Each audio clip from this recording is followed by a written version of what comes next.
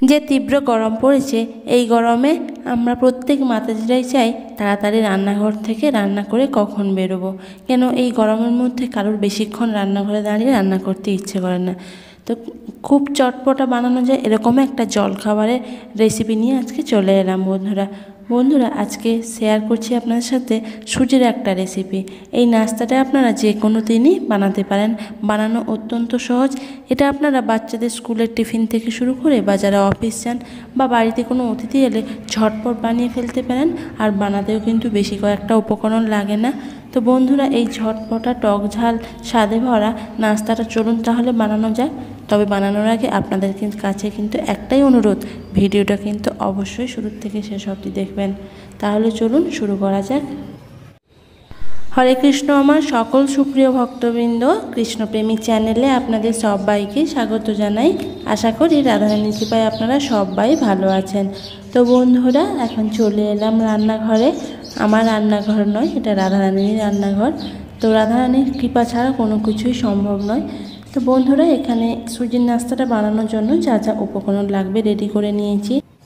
প্রথমে এখানে সুজির একটা ডো বানিয়ে নেব। তার জন্য এখানে 1 বাটি সুজি নিয়ে নিয়েছি।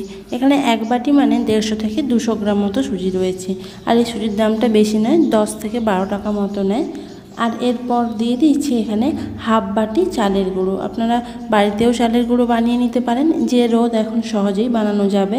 আর না হলে কেনা চালের গুঁড়োও দিতে পারেন। আর দিয়ে দিলাম স্বাদ মতো লবণ আর একটুখানি গোটা জিরে দিয়ে দিলাম।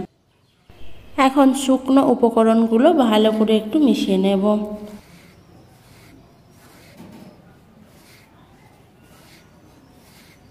আর এখানে চালের গুঁড়ির পরিমাণটা আরও একটু কমিয়েও দিতে পারেন, সুজির পরিমাণটা সেখানে একটু বাড়িয়ে দেবেন। আর এখানে নিয়ে নিচ্ছি 1/2 বাটি টক দই। এই টক দইটা অবশ্যই দেবেন, তবেই কিন্তু নাস্তাটা খেতে বেশি ভালো লাগবে।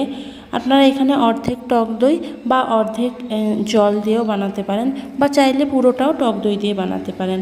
তো আমি এই টক দইটা দিয়েই পুরোটা বানানোর চেষ্টা করছি। এখন টক দইটা দিয়ে ভালো করে সুজির সাথে মিশিয়ে নিতে হবে।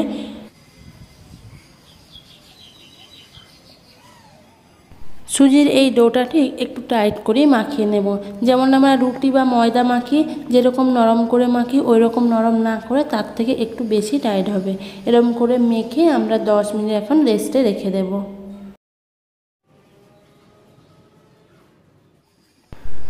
10 মিনিট পরে ফিরে এলাম বন্ধুরা। আর দেখুন সুজিটা কিন্তু আগের থেকে আরও একটু টাইট হয়ে গেছে।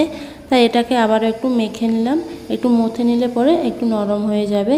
ভালো করে মথে নেওয়ার পরে এটাকে রুটি বা পরোটার মতো যেভাবে ছোট লেচি কাটি তার থেকে আরও ছোট করে লেচি করে নিতে হবে। তাই হাতে প্রথমে একটু তেল মেখে নিলাম, যাতে হাতে কোনোভাবে লেগে না যায়। এখন ছোট ছোট লেচি করে এভাবে হাত দিয়ে ঘুরিয়ে এরকম ছোট্ট করে একটু চ্যাপ্টা করে নেব। এরকম করেই কিন্তু বন্ধুরা সবকটা আমাদের বানিয়ে নিতে হবে। তো বন্ধুরা এরকম ছোট ছোট করে বানালে পরিমাণেও অনেকটা হবে, আর অনেক ভক্তদের আপনি প্রসাদ দিতে পারবেন। তো এইভাবে করেই কিন্তু সবকটা আমি বানিয়ে নিয়েছি। এখন আমরা এটাকে এক সাইড করে রেখে দিলাম। প্রথমে এখন উনুনটা ধরিয়ে নেব।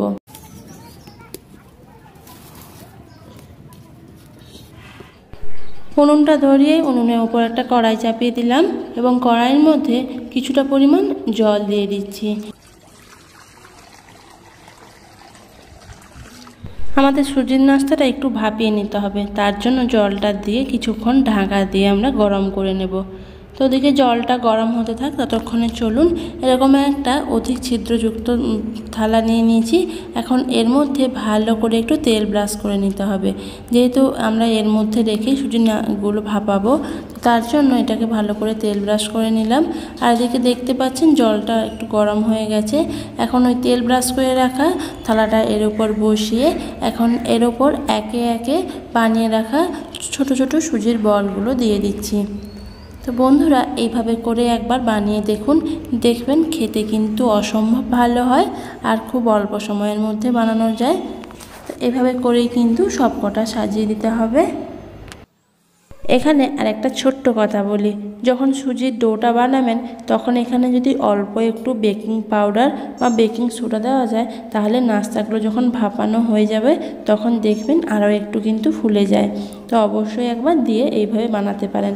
এখন এটাকে ঢাকা দিয়ে 10 থেকে 12 মিনিট মতো একটু মিডিয়াম আঁচে ভাপিয়ে নেব।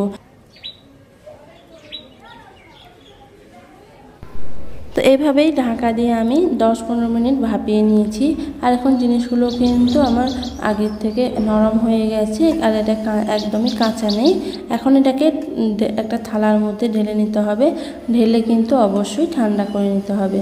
আর এই জলটা এখন আমরা ফেলে দেব। ওই একই কড়াইটা আবার উনুনের মধ্যে বসিয়ে দিলাম। এখন এর মধ্যে দিয়ে দিতে হবে 2 টেবিল চামচ মতো সাদা তেল। তেলটা গরম হওয়ার পরে দিয়ে দিলাম তেলের মধ্যে কালো সর্ষে, আর দিয়ে দিলাম 1/2 চা চামচ মতো গোটা জিরে আর কুচিয়ে রাখা কাঁচা লঙ্কা। তবে এখানে বাচ্চারা খেলে আপনারা কাঁচা লঙ্কাটা দেবেন না। দিয়ে মশলাটাকে হালকা করে একটু ভেজে নিতে হবে।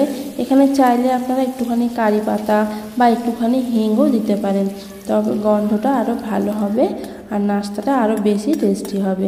এখন দিয়ে দিলাম 1/2 ইঞ্চি মতো কুচিয়ে রাখা আদাটা দিয়ে ভালো করে মিশিয়ে নিতে হবে।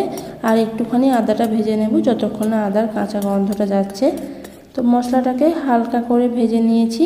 এখন এখানে দিয়ে দিচ্ছি আগে থেকে কেটে রাখা 3টে টমেটোকে এইভাবে ছোট্ট করে টুকরো করে নিয়েছি। টমেটোটা দিলে পরে নাস্তাটা একটু টকটক ভাব হবে, খেতে ভালো লাগবে। এখন টমেটোটাকেও হালকা করে একটু ভেজে নেব। টমেটোটা একটুখানি নরম হয়ে যাওয়ার পরে দিয়ে দিচ্ছি 1/2 ক্যাপসিকাম কুচি। ক্যাপসিকামটাকে দিয়ে ক্যাপসিকামটাও ভালোভাবে মশলার সাথে মিশিয়ে নিলাম। তবে ক্যাপসিকামটা বেশি নরম করার দরকার নেই, হালকা করে একটু নেড়ে নিয়ে তারপরে এখানে দিয়ে দিলাম কেটে রাখা একটা গাজর কুচি। গাজরটাকে ছোট ছোট টুকরো করে কেটে নিয়েছি। আর গাজরটা যেহেতু ভাজতে সময় যায়, তাই গাজরটা দিয়ে ভালোভাবে মিশিয়ে নিয়ে এখন এর মধ্যে পরিমাণ মতো লবণ দিয়ে দিতে হবে। লবণটা দিয়ে ভালো করে সবজির সাথে মিশিয়ে নেব। তারপর এটাকে একটু নেড়ে নেব।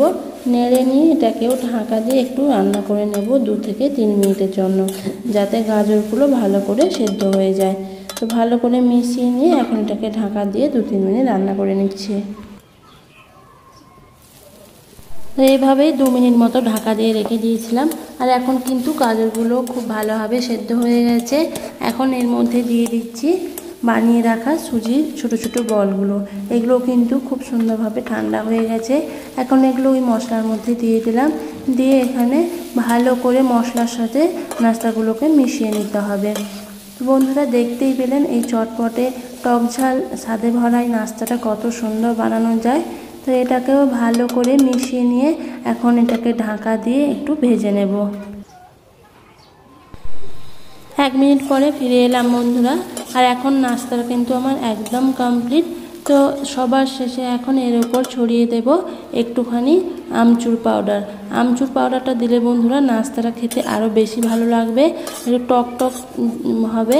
আর যদি আপনাদের কাছে আমচুর পাউডার না থাকে তাহলে আপনারা এখানে 1/2 পাতিলেবুর রসও দিয়ে দিতে পারেন। দিয়ে ভালো করে মিশিয়ে নিয়েন। আর সবার শেষে নামানোর আগে ওপরে একটু সাদা তেল ছড়িয়ে দেবেন, তাহলে দেখতে ভালো লাগবে। এখানে একটুখানি ধনেপাতা কুচিও দিতে পারেন, যেহেতু আমার কাছে নেই তাই আমি দিলাম না। তো বন্ধুরা, দেখতেই পেলেন টক ঝাল স্বাদে ভরা সুজির নাস্তাটা কতটা সুন্দর হয়েছে। আর এইভাবে বানান, আর বানিয়ে কিন্তু অবশ্যই গোবিন্দের চরণে প্রথমে অর্পণ করবেন, তারপর সবাই মিলে প্রসাদ পাবেন। তো সবার শেষে আপনাদের কাছে একটাই অনুরোধ, আমার এই ছোট্ট ছোট্ট প্রসাদের আইটেমগুলো যদি আপনাদের ভালো লেগে থাকে তো ইউটিউব থেকে যারা দেখছেন অবশ্যই আমার চ্যানেলটা সাবস্ক্রাইব করে পাশের বেল আইকনটা প্রেস করে দেবেন, যাতে প্রত্যেকটা প্রসাদের আইটেম আপনাদের কাছে পৌঁছে যায়। আর ফেসবুক থেকে দেখলে পেজটা ফলো করার অনুরোধ রইল। তো বন্ধুরা, আজকে এই অবধি। সবাই ভালো থাকুন, সুস্থ থাকুন। রাধারানীর কৃপায় সবার জীবন আনন্দময় হয়ে উঠুক। দেখা হচ্ছে পরের দিন আবার নতুন কোনো প্রসাদের আইটেম নিয়ে। ততক্ষণে সবাই ভালো থাকুন। হরে কৃষ্ণ, হরি বল।